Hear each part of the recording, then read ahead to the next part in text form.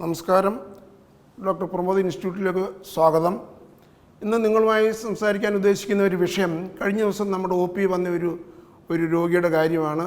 58 വയസ്സുള്ള അദ്ദേഹത്തിന് പൊതുവെ വലിയ അസുഖങ്ങളൊന്നുമില്ല, ചെറിയ വല്ലപ്പോഴും ഒരു വേദന വരും, ഗ്യാസാണെന്ന് വിചാരിക്കും, ചെറിയ മരുന്നുകൾ കഴിക്കും, കുഴപ്പമൊന്നുമില്ല. എന്നാൽ അത് കൂടെ ഇങ്ങനെ ഉണ്ടാകുന്നതുകൊണ്ട് വീണ്ടും ഒന്ന് ഡോക്ടറെ കാണിക്കാമെന്ന് വിചാരിച്ചു. ബാക്കി ടെസ്റ്റുകളൊക്കെ ചെയ്യാമെന്ന് നോക്കി വന്നു കഴിഞ്ഞപ്പോൾ ബ്ലഡും ഒക്കെ ടെസ്റ്റ് ചെയ്ത് നോക്കിയാൽ സീറം ക്രിയാറ്റിൻ, അതായത് കിഡ്നിയുടെ ഫങ്ഷൻ ക്രിയാറ്റിൻ 5 എന്ന് കണ്ടു. 5 ക്രിയാറ്റിൻ. അപ്പോൾ അതുമായിട്ട് ബന്ധപ്പെട്ട ബാക്കി ടെസ്റ്റുകളൊക്കെ ചെയ്ത് നോക്കിയപ്പോൾ ക്ഷീണം, കുറച്ച് കാലയിൽ ഇച്ചിരി നീരുണ്ട്, മുഖത്ത് നീരുണ്ട്, പക്ഷേ രോഗിക്ക് പ്രത്യേകിച്ച് വലിയ രോഗലക്ഷണങ്ങളൊന്നും കാണുന്നില്ല. അപ്പോൾ ഇത് പറഞ്ഞു കഴിഞ്ഞപ്പോഴത്തേക്ക് അദ്ദേഹത്തിന് വളരെ വിഷമമായി. ഈ ക്രിയാറ്റിൻ സാധാരണ ക്രിയാറ്റിൻ കൂടുന്നത് എന്തെങ്കിലും കിഡ്നിയുടെ പ്രവർത്തനം കുറയുമ്പോഴോ അല്ലെങ്കിൽ എന്തെങ്കിലും കിഡ്നിയുടെ വരുന്ന മൂത്രത്തിൽ ബ്ലോക്ക് വരുമ്പോഴോ ആകും. ഇപ്പോൾ ഈ ചൂടുകാലം ആയതുകൊണ്ട് എപ്പോഴും നമ്മൾ കല്ലുണ്ടാകാമെന്ന് സംശയിച്ചു.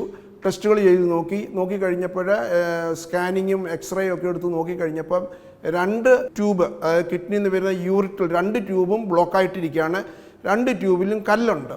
അപ്പോൾ ഈ കല്ല് വന്നിട്ട് കിഡ്നിയിൽ അതിൻ്റെ ബ്ലോക്ക് വന്നിട്ട് കിഡ്നിയിലെ പ്രവർത്തനം കുറഞ്ഞിരിക്കുകയാണ്. അതാണ് ഈ ക്രിയാറ്റിൻ ഇത്രയും 5 കാണുന്നത്. അപ്പോൾ ഇത് പറഞ്ഞു കഴിഞ്ഞപ്പോഴത്തേക്ക് അദ്ദേഹത്തിന് വളരെ വിഷമമായി. ഇനി എന്തോ ചെയ്യും, മക്കളൊന്നും ഇവിടെ കൂടെ നിൽക്കാൻ ആരുമില്ല, അപ്പോൾ എന്തോ ചെയ്യും ഡോക്ടറെ. പക്ഷേ ഞാൻ പറഞ്ഞു ഇങ്ങനെ മുന്നോട്ട് പോകാൻ ഒക്കത്തില്ല, എന്തായാലും ക്രിയാറ്റിൻ നമുക്ക് കുറയണം, അല്ലെങ്കിൽ ഈ കിഡ്നിയുടെ പ്രവർത്തനം പോകും, ഡയാലിസിസ് ഒക്കെ ചെയ്യേണ്ടി വരും.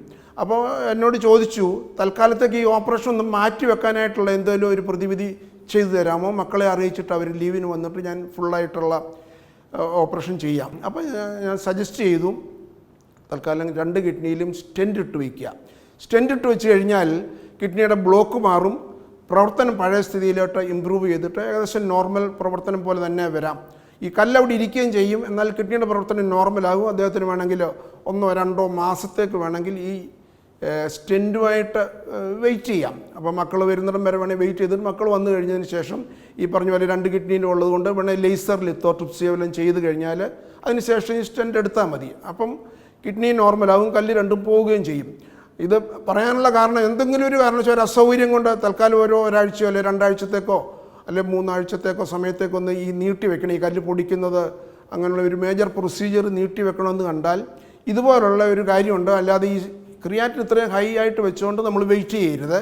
ഉടനെ തന്നെ ക്രിയാറ്റിൻ കുറയാനായിട്ട് കിഡ്നിയുടെ പ്രവർത്തനം സുഗമമാക്കുന്നതിന് വേണ്ടി ആ ബ്ലോക്ക് മാറ്റണം. സ്റ്റെൻറ്റ് ഇട്ട് കഴിഞ്ഞാൽ ബൈലാറ്ററൽ സ്റ്റെൻറ്റ് ഞങ്ങൾ ഇട്ടു. സ്റ്റെൻറ്റ് ഇട്ടതിന് ശേഷം പെട്ടെന്ന് 5 എന്നുള്ള 1.3, 1.2 ക്രിയാറ്റിനായിട്ട് മാറി.